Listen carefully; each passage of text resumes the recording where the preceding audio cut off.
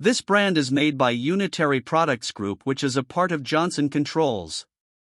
They are made in America and sold in the USA through a factory-authorized dealer network. The units use stamped slotted panel construction, which is cheaper but does not protect the condenser coil, as well as units with louvered panels.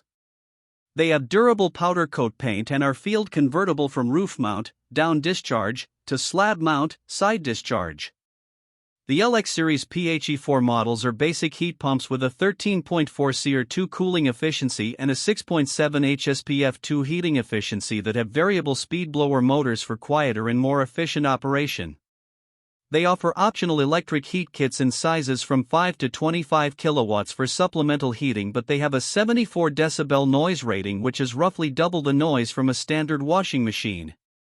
The guarantee on the units is only average, without a unit replacement guarantee in case of compressor failure. The brand does not offer models that qualify for the HVAC Repair Guy Premium and Ultimate categories. This brand receives an overall 1-star don't buy rating from HVAC Repair Guy.